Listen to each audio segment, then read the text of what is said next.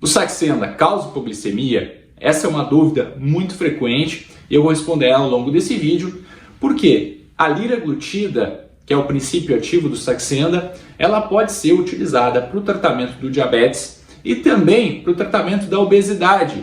Mas e se o paciente for obeso e não tiver diabetes? Será que esse paciente vai ter hipoglicemia, que é glicose menor que 70 mg por decilitro, com aqueles sintomas, tremores, sudorese, aquele suador frio, palpitações? Será que isso vai acontecer? Para responder essa pergunta, precisa entender como é que o Saxenda atua. E sempre que eu vou falar de alguma medicação, eu deixo bem claro que eu não sou patrocinado pelo laboratório do Saxenda e por nenhum outro laboratório. Eu não recebo dinheiro da indústria farmacêutica para falar bem ou falar mal de qualquer substância. O meu conteúdo é isento de qualquer interesse financeiro.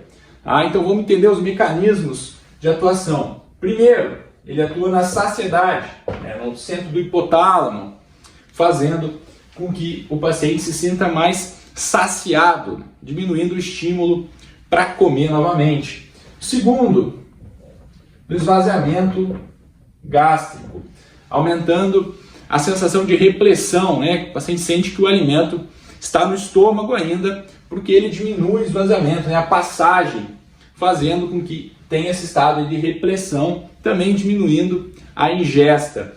E o terceiro mecanismo aqui é de aumentar a secreção de insulina, justamente quando essa glicose passa dos limites da normalidade, o pâncreas detecta isso e consegue ser estimulado, aumentando a secreção de insulina para que reduza os níveis glicêmicos de açúcar no sangue.